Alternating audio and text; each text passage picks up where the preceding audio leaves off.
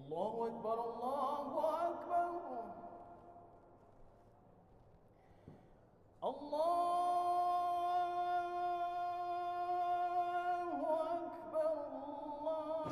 Mari kita gunakan 10 hari, 10 malam terakhir dengan sebaik-baiknya.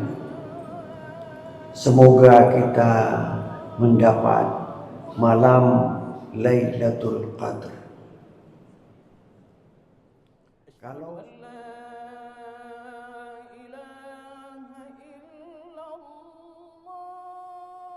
Assalamualaikum warahmatullahi wabarakatuh. Alhamdulillahi rabbil alamin wal 'aqibatu lil muttaqin wala 'udwana illa 'alal zalimin. Asyhadu an la ilaha illallah rabbul alamin وأشهد أن سيدنا محمدا سيد الأنبياء والمرسلين. اللهم صل على سيدنا محمد وعلى آله وأصحابه أجمعين. Jamaah subuh yang dirahmati Allah, marilah kita panjatkan puji dan syukur kepada Allah Subhanahu wa Ta'ala. Sampai pada pagi ini Allah masih memberikan kesehatan dan kesempatan kepada kita semua hingga kita dapat melaksanakan sholat subuh secara berjamaah, baik di Masjid Raya Baitur Rahman maupun di masjid-masjid yang ada di tempat yang lain. Salawat beriring salam tidak pernah lupa kita sampaikan kepada baginda Rasulullah sallallahu alaihi wasallam, kepada keluarganya, kepada para sahabatnya, kepada seluruh pengikutnya dari dulu hingga sekarang ini. Para pendengar Radio Baitur Rahman, Radio Republik Indonesia Banda Aceh, dan radio-radio lainnya yang turut menyebarkan ceramah subuh dari Masjid Raya Baitur Rahman ini. Marilah kita bersyukur kepada Allah dan berterima kasih atas bantuan-bantuan teman-teman kita. Telah terwujud apa yang kita kehendaki ini, yaitu peringatan Nuzulul Quran. Hadirin berbahagia, pada pagi ini kita membacakan sebuah surat yang terdapat dalam juz ke-30 yang berbunyi wal fajr, demi waktu fajar. Di waktu fajar ini kita sudah makan sahur, sudah melaksanakan salat subuh. Mudah-mudahan demi waktu fajar kita ini sudah melangkah ke hidayah Allah Subhanahu wa Ta'ala. Demi waktu fajar, seorang muslim bangun di waktu fajar, melaksanakan ibadah kepada Allah Subhanahu wa Ta'ala. Seperti kita telah makan sahur, itu ibadah. Beda puasa kita dengan puasa umat yang lain, di antaranya adalah sahur. Walaupun air seteguk atau roti sepotong, itu sudah disebut sahur. Kita mendapat berkah dari sahur tersebut. Dan waktu sangat menentukan dalam kehidupan ini. Di pagi hari kita sudah menggunakan untuk yang baik. Mudah-mudahan di siang hari, di sore hari kita menggunakan juga untuk yang baik pula. Walayalin ashr, demi 10 malam. Para ahli tafsir menerjemahkan 10 malam terakhir dari bulan Ramadan. Itu sungguh sangat istimewa. Mari kita gunakan 10 hari, 10 malam terakhir dengan sebaik-baiknya. Semoga kita mendapat malam Lailatul Qadar. Kalau satu kali kita mendapat malam Lailatul Qadar, khairun min alfi syahrin. Satu malam saja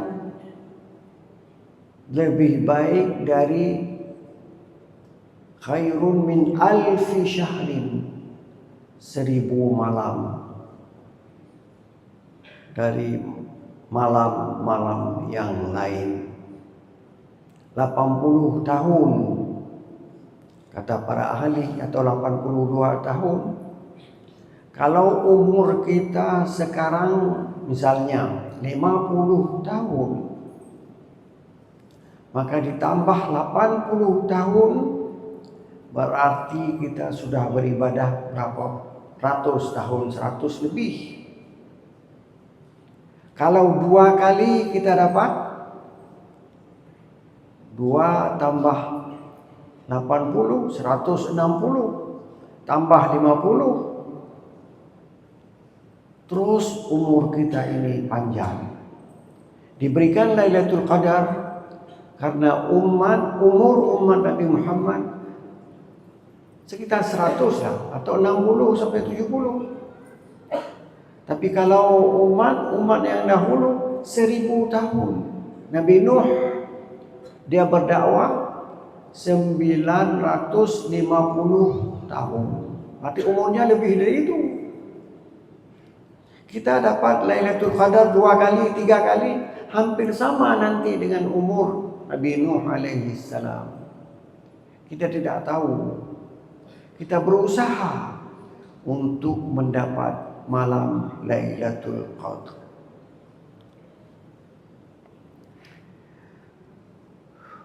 Wasyaf'i wal watr, demi genap dan demi ganjil.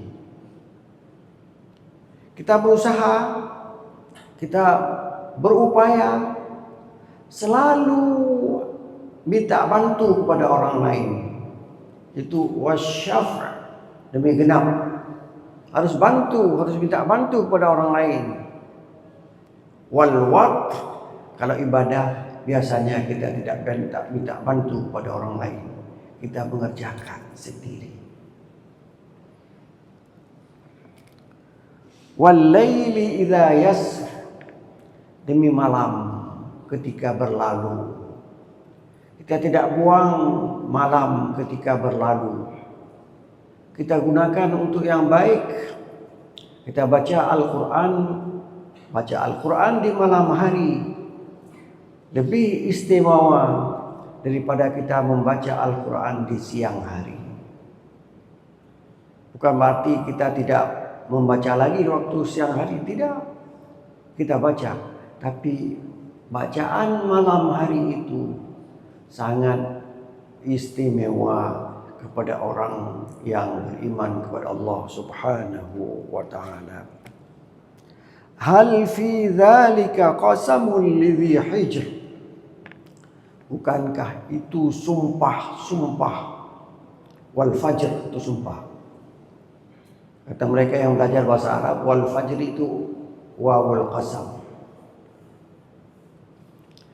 Wal walayalin ashr, demi 10 malam.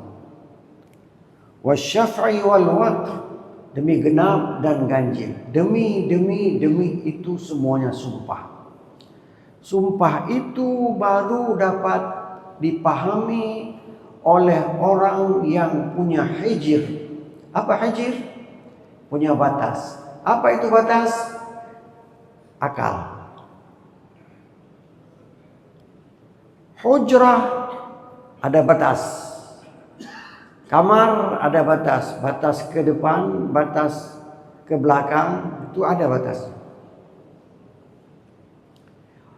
Kita kalau sudah sempurna otak kita bekerja ada batas.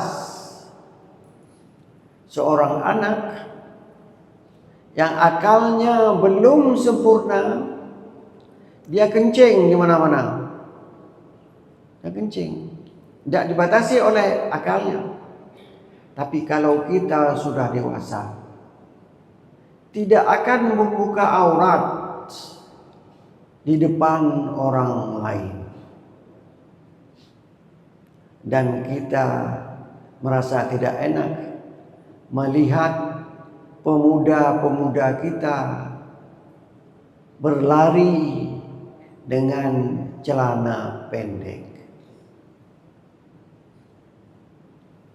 Kita ingatkan, baik secara langsung atau tidak langsung, itu akalnya tidak berfungsi dengan baik. Dia harus menutup aurat. Aurat orang laki-laki di pusat sampai ke lutut. Aurat seorang perempuan semua tubuhnya kecuali muka dan tangan.